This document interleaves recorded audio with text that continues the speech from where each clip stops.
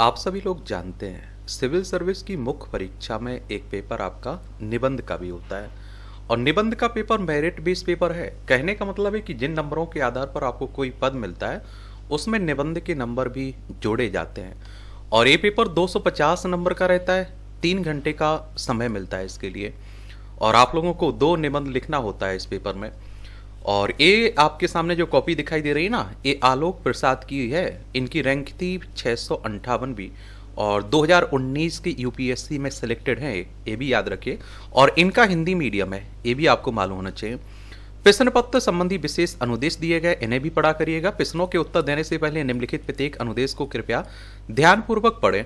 प्रवेश पत्र में प्राधिकृत माध्यम में निबंध लिखना आवश्यक है तथा इस माध्यम का स्पष्ट उल्लेख प्रश्न सह उत्तर क्यूसीए पुस्तिका के मुख्य पृष्ठ पर निर्दिष्ट स्थान पर करना आवश्यक है। प्राधिकृत माध्यम के अलावा अन्य माध्यम में लिखे गए उत्तरों को अंक नहीं दिए जाएंगे। यानी कि आपका हिंदी मीडियम है तो हिंदी में ही आप निबंध लिखेंगे ना। प्रश्नों के उत्तर निर्दिष्ट शब्द संख्या के अनुसार होना चाहिए। 1000 से 1200 शब्दों में एक निबंध आपको लिखना है तो उतने शब्द लगभग होना चाहिए। और देखिए एक एक शब्द को तो नहीं गिना जाता है, लेकिन एक अंदाजा लगा दिया जाता है। अब आप मान लीजिए कि 1250 शब्द आप लिख रहे हैं और अच्छा आपने प्रभावशाली निबंध लिखा हुआ है तो आराम से आपको अच्छे नंबर मिलेंगे। या 1000, 950, 1000 शब्द लिख रहे हैं तब भी आपको अच्छे नंबर मिलेंगे। अब ऐसा नहीं कि आप 1600 शब्द लिख दें या फिर 500 शब्द लिख दें, तब नुकसान होगा आपको। प्रश्न सह उत्तर पुस्तिका में खाली छोड़े गए किसी पृष्ठ अथवा पृष्ठ के भाग को पूर्णतः काट दीजिए। अगर कोई पेज खाली रह जाता है तो काट सकते हैं। और देखिए निबंध के पेपर को आप लोग गंभीरता से लीजिए। बहुत सारे लोग गंभीरता से नहीं लेते हैं और उन्हें भारी नुकसान उठाना पड़ता है। 40 नंबर 50 नंबर आते हैं और जो लोग गंभीरता से लिखते हैं उनका 160, 165, 150 नंबर तक आ जाते हैं। और एक एक नंबर का महत्व होता है यूपीएससी में, ये भी आप लोग जानते हैं।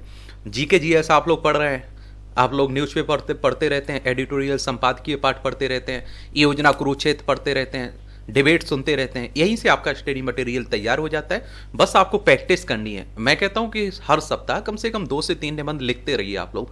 और अभी जो टॉपर्स ने लिखा हुआ है, जो सिलेक्टेड है, इन्होंने जिस टॉपिक पे लिखा हुआ है, आज के परिप्रेक्ष्य में आप लोग इसी टॉपिक पर निबंध लिखने की कोशिश करिए ना। आप, मैं कह रहा हूं कि 10, 15, 20 निबंध आप लोग कॉपी करके लिखेंगे, आपको लिखने की कला आ जाएगी। आपको लिखना आ जाएगा कि कहाँ क्या किस तरह से निबंध लिखना है। और एक बार कला आ गई तो आप लोग बेहतर स्कोर कर पाएंगे। देखिए आप देखिए खंड ए और खंड बी, प्रत्येक में से एक एक विषय चुनकर 2 निबंध लिखिए और प्रत्येक लगभग 1000 से 1200 शब्दों में होगा। और दोनों 125 नंबर के होंगे, यानी कि टोटल 250। यानी कि खंड ए में आप देख लीजिए, इसमें 4 टॉपिक दिए गए। पहला कह रहा है तन के भूगोल से परे एक स्त्री के मन की गांठें खोलकर कभी पढ़ा है तुमने। दूसरा कह रहा है अंतरिक्ष पर शोध, निरर्थक प्रयास या फिर अवसरों का पुंज। 3 कह रहा है प्रकृति की अनदेखी विनाश का आमंत्रण पत्र। 4 कह रहा है समावेशी विकास संभव और वासरते प्रतिस्पर्धा संघर्ष ना बने। अब खंड बी में भी 4 कुछ टॉपिक आपको देखने को मिलेंगे। पहला टॉपिक कह रहा है युद्ध के लिए तैयार रहना शांति को संरक्षित करने का सबसे प्रभावी उपाय। दूसरा कह रहा है समस्याग्रस्त विश्व के लिए गांधीवादी विचारधारा की प्रासंगिकता। 3 कह रहा है सामाजिक एवं क्षेत्रीय न्याय की कमजोरियां संपन्न समाजों के अंतर्विरोधों को प्रत्यक्ष संघर्ष के रूप में प्रस्तुत कर सकती हैं। 4 कह रहा है नैतिकता स्वयं अपना ही पुरस्कार है। यानी कि टोटल 8 निबंध दिए गए हैं, 4-4 दोनों टॉपिक में। और इन 4-4 में से एक एक आपको चुनना है। और देखिए खंडे में 4 सामने दिए गए हैं और इसमें से आप देखिए इन्होंने कौन सा चुना है, प्रकृति की अनदेखी विनाश का आमंत्रण पत्र है। यानी कि तीसरा टॉपिक इन्होंने चुना है। और आपको टॉपिक ऐसा, सब्जेक्ट ऐसा चुनना है जिस पर आराम से आप 1000 से 1200 शब्द लिख सकें। और बड़ा पॉजिटिव रहना है, आपको भावनाओं में नहीं बह जाना है। समझ रहे हैं आप लोग, बड़ा 360 डिग्री पर घुमा के लिखना है, हर पक्ष को लिखना है। ये आप देख लीजिए। और देखिए किसी निबंध की, मैं कहता हूं उदाहरण से शुरुआत कर सकते हैं, किसी घटना से कर सकते हैं, कोट से पंक्तियां हैं उस टॉपिक से जुड़ी, वहां से शुरुआत कर सकते हैं। धूप का जंगल नंगे पांव बंजारा करता, ये आप देखिए रेत का दरिया रेत का झरना, प्यासा मरता क्या, बादल बादल आग लगी, छाया तरसे छाया को, पत्ता पत्ता सूख चुका, पेड़ बेचारा करता क्या। ये अंसारी कंबारी की उपयुक्त पंक्तियां पढ़कर ऐसा चलचित्र खिंचता है मानो आप देखते हैं कि प्रकृति की अनदेखी ने विनाश में आमंत्रण दे दिया। वस्तुतः धूप का जंगल रूपी जलवायु परिवर्तन प्रकृति की अनदेखी का ही परिणाम है और रेत का झरना, रूपी जल स्रोतों का सूखना, पत्ता पत्ता सूख चुका रूपी जैव विविधता का संकट आखिर विनाश का आमंत्रण पत्र ही तो है। संकेत स्पष्ट है कि प्रकृति का अत्यधिक दोहन विनाश का कारण बन सकता है। आप लोग एक राइटिंग को लेकर बात करते रहते हैं कि भैया किस तरह की राइटिंग होना चाहिए। मैं कहता हूं इतनी तो कम से कम साफ सुथरी होना चाहिए कि सामने वाले को आराम से पढ़ सके, जो कॉपी आपकी चेक कराए उसे समझ में आ सके। आगे हम यह जानेंगे कि प्रकृति की अनदेखी की शुरुआत कहां से होती है और उसके परिणाम क्या क्या हुए और वर्तमान में क्या क्या हो रहे हैं, और अगर हम इसी प्रकार अनदेखी करते रहे तो विनाश की लीला का यह ऊंट किस करवट बैठेगा। साथ ही हमें यह जानने का प्रयास भी करेंगे कि विनाश से आमंत्रण से बचने का समाधान क्या हो, और इसके लिए राष्ट्रीय स्तर पर आप देखते हैं स्तर पर, वैश्विक स्तर पर कौन कौन से कदम उठाए जा रहे हैं। अगर हम मानव सभ्यता के शुरुआत को देखें तो ज्ञात होता है कि मानव और प्रकृति के बीच बेहद सहयोगात्मक संबंध है। मानव अपने जीवन यापन हेतु पूर्णतः प्रकृति पर ही निर्भर था। बात कुछ यहाँ तक थी कि प्राकृतिक आपदाओं से बचने के लिए मानव प्रकृति की पूजा करता था, किंतु मानव प्रकृति के बीच के यह संबंध 18वीं सदी में औद्योगिक क्रांति की शुरुआत होने से अचानक से बदलने लगे। पहले हम लोग प्रकृति पूजक थे। अभी भी आपने देखा होगा गांव में पेड़ काटने से पहले उसकी पूजा याचना की जाती है। खेत में जुताई करने से पहले आपने देखा होगा कि किसान क्या करते हैं, पेड़ की उसकी खेत की भूमि को चूमते हैं। आप देखें हमारे देश में जंगलों की पूजा की जाती है, आप पक्षियों की भी, जीव जंतुओं की, नदी झरने जो तालाब हैं, पर्वत हैं, उनकी पूजा की जाती है। अब मानव प्रकृति का पूजक नहीं बल्कि प्रकृति का भक्षक बन गया है। मानव ने औद्योगिक क्रांति हेतु कच्चा माल, ईंधन, जरूरतें इत्यादि के लिए प्रकृति का इतना अविवेकपूर्ण दोहन किया कि विनाश के आमंत्रण की शुरुआत हो जाती। सबसे पहले इसका प्रभाव दिखाता है कि लंदन की ग्रेट स्मॉग रूप में, जिसमें हजारों लोग काल के ग्रास में समा जाते हैं। धीरे धीरे विनाश के इस आमंत्रण ने व्यापक प्रभाव दिखाने शुरू किए। जीवाश्म ईंधन का अत्यधिक प्रयोग से निर्गत ग्रीन हाउस गैसों ने पृथ्वी के तापमान को लगातार बढ़ाया और जिससे ग्लोबल वार्मिंग की समस्या को बेकार रूप दिया। पृथ्वी के बढ़ते तापमान ने एल नीनो की बारंबारता को बढ़ाया, जिससे भारतीय मानसून सहित ऑस्ट्रेलिया, चिली जैसे कई देशों को प्रभावित किया। ग्लोबल वार्मिंग का ही परिणाम था कि अमेरिका में पोलर बार्टेम्स याद देखिए कारण ठंडी पवनें चली और इसी ग्लोबल वार्मिंग के चलते पिघलते ग्लेशियर और बढ़ता समुद्री जलस्तर द्वीपीय देशों का अस्तित्व समाप्त कर सकता है, तो साथ ही शरणार्थी समस्या के अंतहीन संकट को उत्पन्न कर सकता है। प्रकृति की अनदेखी का आलम हमने हर क्षेत्र में किया। हमने नदियों के जोन का अतिक्रमण करके वहां मानव बस्तियां बसाईं, जिसका परिणाम हमने स्वयं केदारनाथ की बाढ़ और केरल की बाढ़ 2018 के संदर्भ में भोगा। इसी प्रकार आज सतत विकास की काम यह रहा कि आधभूमि तालाबों पर भी हमारे अविवेकपूर्ण अतिपूर्ण ने जल संकट की समस्या उत्पन्न हुआ, जिसे हाल ही में आप देखते हैं चेन्नई के जल संकट के रूप में भी देखा जा सकता है। अतः यह स्पष्ट है कि प्रकृति की अनदेखी कर हम न केवल विनाश का आमंत्रण देख चुके हैं बल्कि आगे भी झेलते रहेंगे। एक अनुमान के अनुसार लगातार उत्सर्जन होने वाली ग्रीन हाउस गैसों से पृथ्वी का औसत तापमान शीघ्र ही औद्योगिक क्रांति के पूर्व में तापमान से 2 डिग्री सेल्सियस 2100 ईस्वी से पहले ही उस पर ऊपर चला जाएगा, जो कि बृहद स्तर पर खाद्य संकट, जल संकट, महामारियां, बाढ़, सूखा, तटीय क्षेत्रों में बाढ़ जैसी गंभीर समस्याएं उत्पन्न करेगा। अतः यह जरूरी है कि विनाश के इस आमंत्रण से बचने हेतु हम शीघ्र ही कदम उठाएं। गांधी जी ने कहा था कि पृथ्वी सभी मनुष्य की आवश्यकताओं को पूरा कर सकती है, किंतु किसी एक व्यक्ति के लालच को नहीं। अब इस तरह की पंक्तियों का भी उपयोग कर सकते हैं, प्रभावशाली रहेगा। अतः हमें अब जरूरत है कि हम पुनः सतत विकास के रास्ते पर लौटें और प्रकृति के साथ सामंजस्य को बढ़ाएं, तभी जाकर हम विनाश से बच सकेंगे।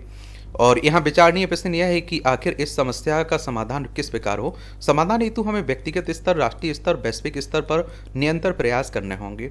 और आप देखिए, चूंकि विनाश का सर्वाधिक प्रभाव हमारे ऊपर ही पड़ता है, अतः समाधान की शुरुआत भी हमें अपने साथ ही करनी होगी। सर्वप्रथम हमें जल संग्रहण और जल की अविवेकपूर्ण बर्बादी से बचना होगा, क्योंकि बूंद बूंद से ही जल घड़ा भरता है, ताकि चेन्नई संकट जैसे जल संकटों से बचा जा सके।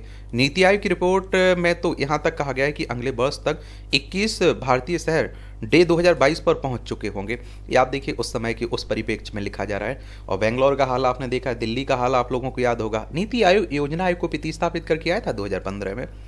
अर्थात भूल जल जल समाप्त हो चुका होगा। आपने देखा होगा कि पहले कम ही गहराई पर बोरिंग होती थी, कुएं खुदते थे, पानी आ जाता था। अब गहराई बढ़ती जा रही, पानी जल जमीन का नीचे जाता जा रहा है।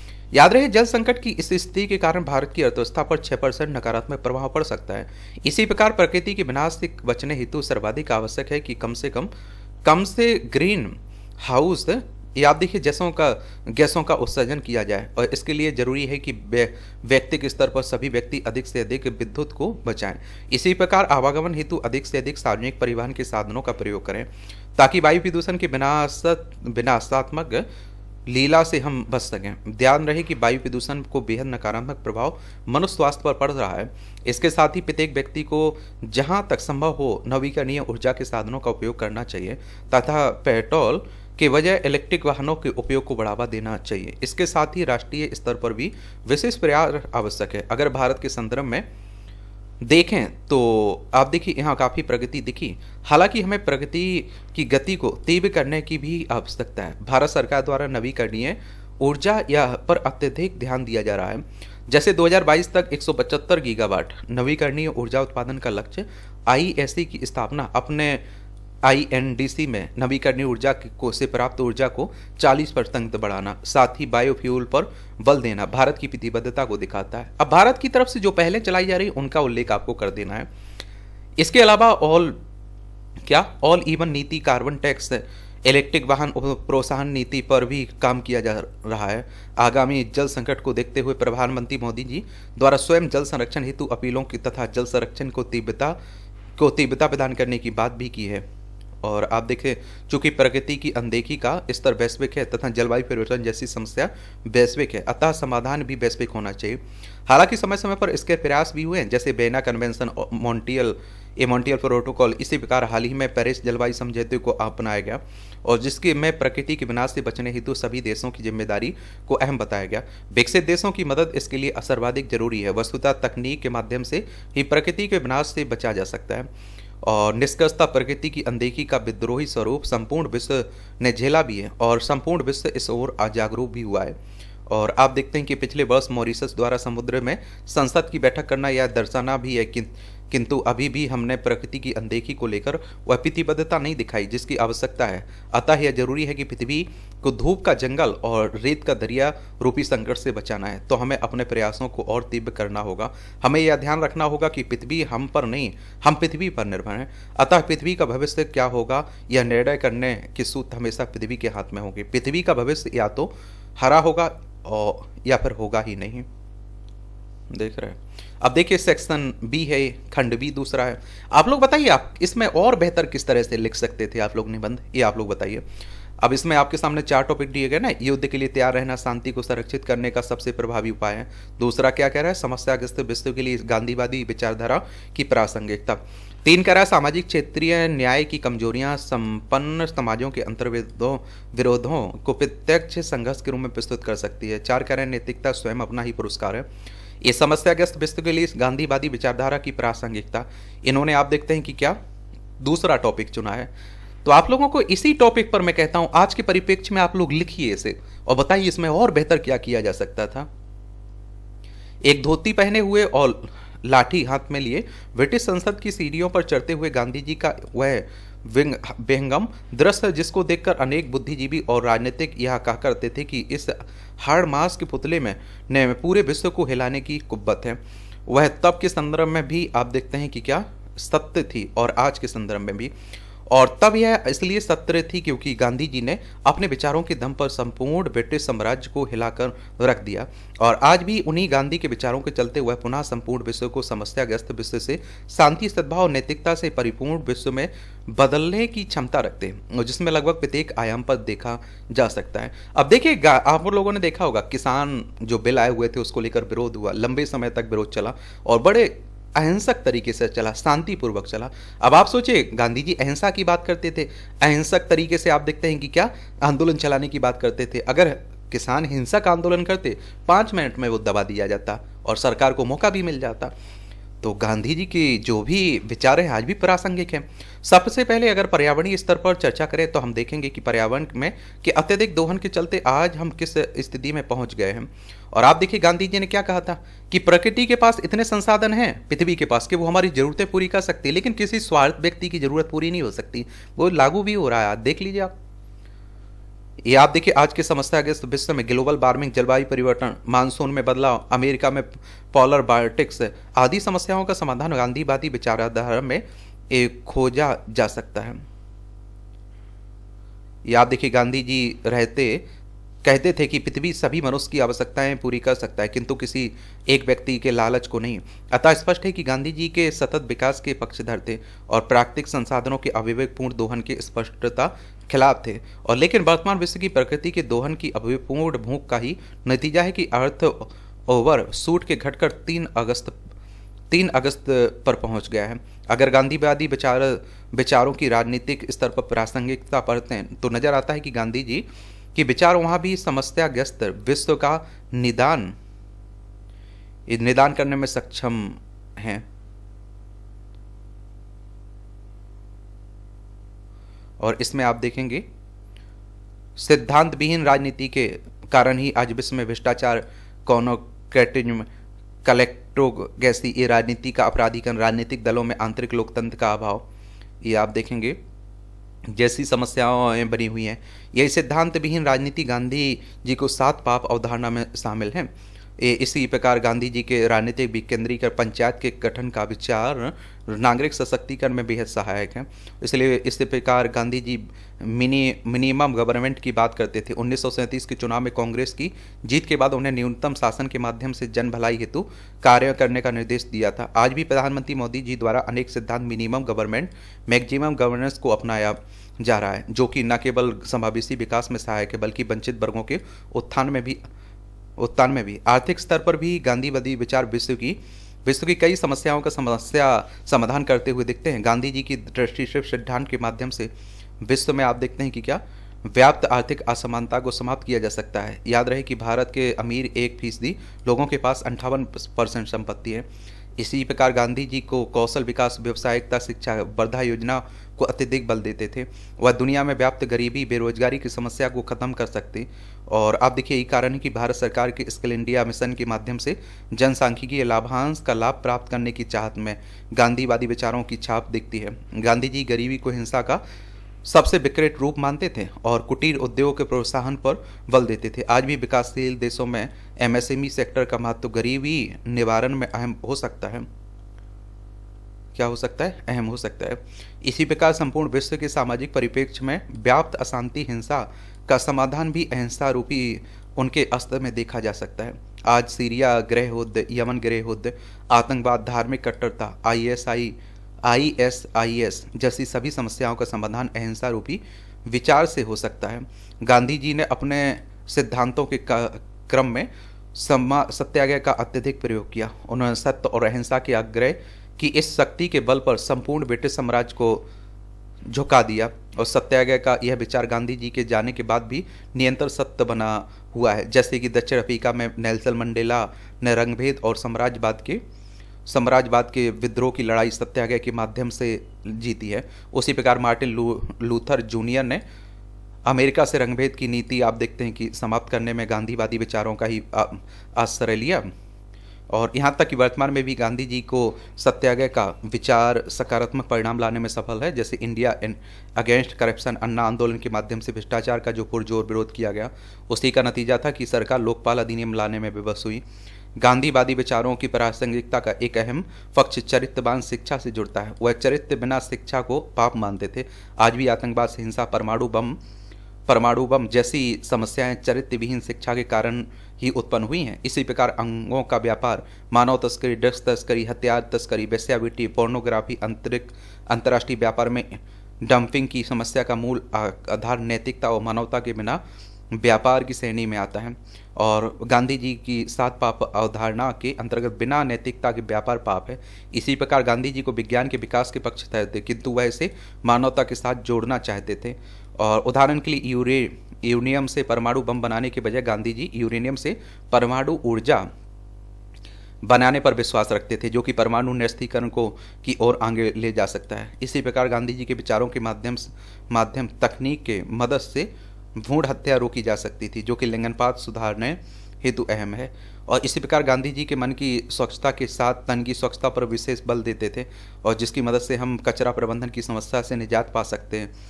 और गांधी जी के इन्हीं विचारों से मुक्त होकर सरकार स्वच्छ भारत अभियान के माध्यम से आगे बढ़ रही है। उन्हीं की जयंती पर आप देखिए शुरुआत की था। हालांकि यह तो स्पष्ट है कि गांधीवादी विचारों के माध्यम से लगभग सभी समस्याग्रस्त विश्व की सभी समस्याएं खत्म की जा सकती हैं। और आप देखते हैं कि किंतु फिर भी गांधी जी के कुछ विचार आज भी प्रासंगिक नहीं हैं। अब देख लीजिए, गांधी वर्ण व्यवस्था के समर्थक थे, और हालांकि आप देखिए छुआछूत के वह विरोधी थे, फिर भी वर्ण व्यवस्था को न्यूटन के सिद्धांत की भांति अटल मानवता आज के विश्व में कतई प्रासंगिक नहीं है। गांधी जी के वर्ण व्यवस्था संबंधी विचार वंचित वर्गों के विकास के पक्षधर नहीं, और इस प्रकार गांधी जी ने कुटीर उद्योग के महत्व को और भी दर्शाया, किंतु औद्योगिक क्रांति को यह बेहद नकारात्मक दृष्टि से देखते थे, और उनका मानना था कि औद्योगिक अनावश्यक है औद्योगिकरण, और इस प्रकार वह तकनीकी क्रांति के बेहद पक्षधर नहीं थे। इसी प्रकार ब्रह्मचर्य संबंधी आप देखिए उनके विचार आज की व्यवस्था में प्रासंगिक नहीं है। गांधी जी का राजनीतिक व्यवस्था के भीतर राज्य विहीनता का सिद्धांत व्यवहार में संभव नहीं। स्पष्ट है कि गांधीवादी विचारों के कुछ सीमित पक्षों को छोड़ दिया जाए तो वो बाकी सभी स्तरों पर उनके विचार समस्याग्रस्त विश्व को शांतिपूर्ण, समृद्ध और समावेशी बनाने की क्षमता रखते हैं। उनके विचारों से वह ताकत है कि वह न केवल राष्ट्र के स्तर पर बल्कि व्यक्ति के स्तर पर भी अत्यधिक महत्वपूर्ण है, और उनकी साधन साध्य की पवित्रता का सिद्धांत प्रत्येक मनुष्य को साथ बनाता है। वह कहा करते थे कि अगर आप असमंजस में हो और निर्णय ना कर पा रहे हो तो उस सबसे वंचित गरीब व्यक्ति का चेहरा याद करिए, सोचिए कि उसके द्वारा लिया गया निर्णय किस प्रकार उस वंचित व्यक्ति की सहायता कर सकता। बाकी आप लोग बताइए, आप लोग क्या सोचते हैं, इस पर आपकी राय क्या है? आपका कोई सवाल हो मेरे लिए, सुझाव हो तो आप लोग ज़रूर बता सकते हैं। थोड़ा अपनी राय दीजिए इस पर आप, और निबंध लिखने की कोशिश करिए। देखिए मैं कह रहा हूँ, एक गलत होगा, दो गलत होंगे, कितने गलत होंगे भाई? फिर एक दिन तो ऐसा आएगा कि आप अच्छा निबंध लिखना शुरू कर देंगे, इसमें तो कोई दो राय नहीं होना चाहिए आपको। धन्यवाद।